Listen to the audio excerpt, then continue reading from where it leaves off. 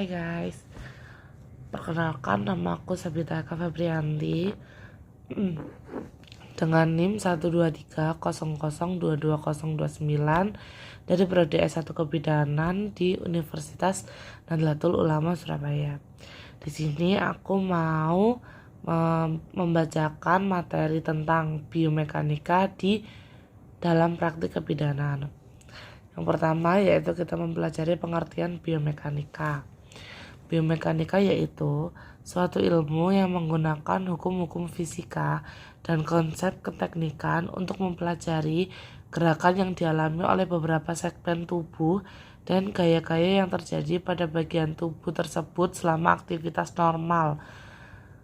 Di biomekanika ini kita mempunyai tujuan untuk mempelajari, yaitu yang pertama untuk menjelaskan tiap komponen dari seluruh sistem tubuh dan interaksinya. Yang kedua untuk mensimulasikan kondisi berbahaya, sulit untuk diukur, atau waktu dan biaya yang dikeluarkan untuk melakukan sebuah pekerjaan. Yang terakhir yaitu untuk memperkirakan resiko yang mungkin muncul dari sebuah pekerjaan dan memperkirakan beban maksimal yang aman untuk diangkat. Selanjutnya yaitu konsep tentang biomekanika. Konsep biomekanika diklasifikasikan menjadi dua bagian, yaitu yang pertama biostatik. Biostatik adalah bagian dari biomekanika umum yang hanya menganalisis tubuh pada posisi diam atau bergerak pada garis lurus dengan kecepatan seragam atau uniform.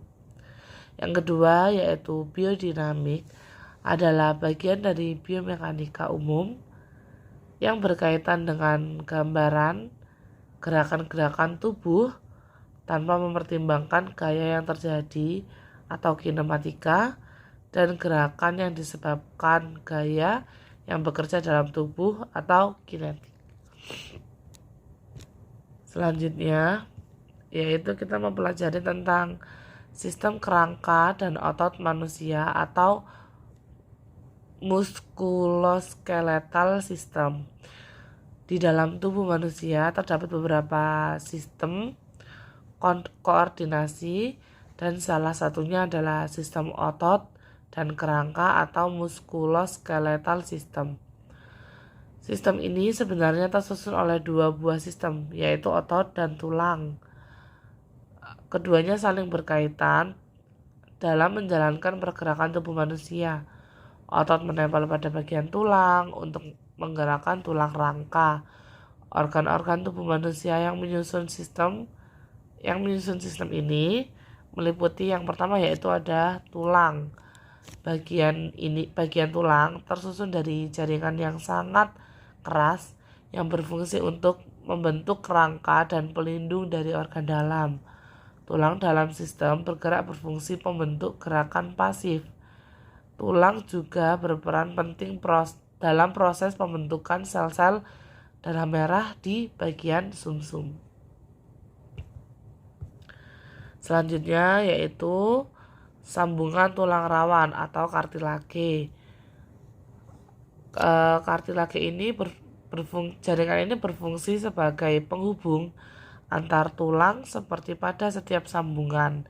Dengan adanya jaringan ini, pergerakan tulang relatif kecil sehingga melindungi dari pergeseran tulang. Selanjutnya yang ketiga ada ligamen yang berfungsi sebagai penghubung bagian sambungan dan menempel pada tulang pada ujungnya. Ligamen memiliki peranan penting dalam melindungi persendian ligamen tersebut untuk membatasi rentan gerak dari tulang yang dihubungkan. Yang selanjutnya yaitu otot.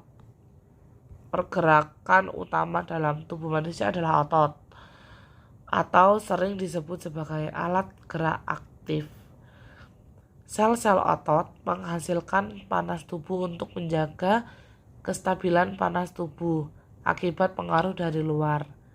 Tendon merupakan otot panjang dan dengan kekuatan elastis yang tinggi. Selanjutnya di sini yaitu ada ruang lingkup biomekanika. Ruang lingkup biomekanika meliputi yang pertama yaitu developmental biomekanik, biomechanic of exercise, rehabilitation mekanik, equipment design, dan sport biomekanik atau biomekanika olahraga. Yang kedua yaitu pengertian dari developmental biomekanik sendiri yaitu biomekanika yang secara khusus mempelajari perubahan pola-pola gerak selama hidup dan orang-orang yang cacat.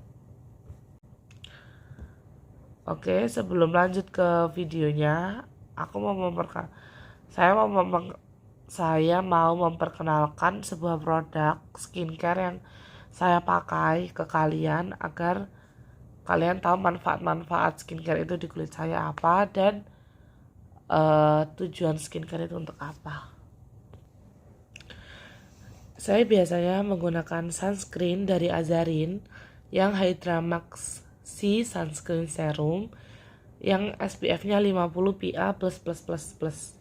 Jadi saya menggunakan serum ini kurang lebih selama udah 1 tahun, dan perubahan di wajah saya ketika saya menggunakan ini, wajah saya lembab tapi tidak berminyak.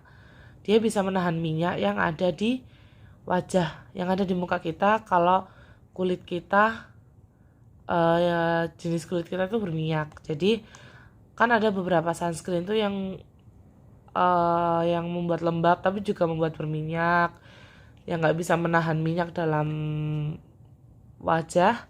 Jadi semenjak saya pakai ini, perubahannya yaitu dapat menahan minyak berlebih yang keluar dari wajah saya karena tipe wajah saya berminyak dan gampang berjerawat.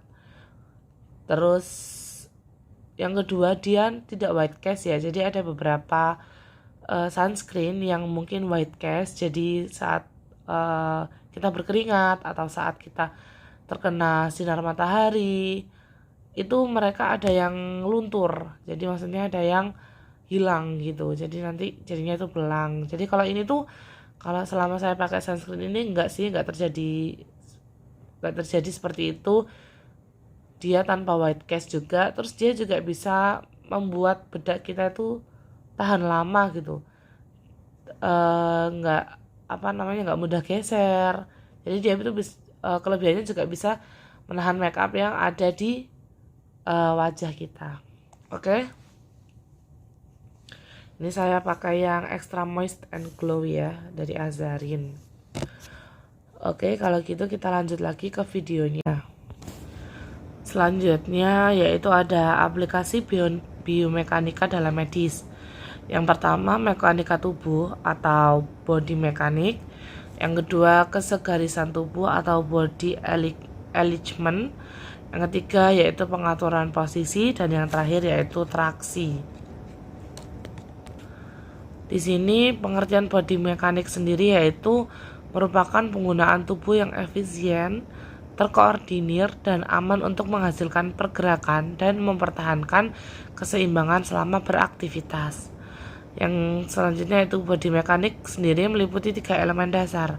Yang pertama yaitu body alignment atau postur tubuh, yaitu susunan geometrik bagian-bagian tubuh dalam hubungannya dengan bagian tubuh yang lain. Yang kedua yaitu balance atau keseimbangan, yaitu keseimbangan yang tergantung pada interaksi antar pusat gravity, line gravity, dan base of support.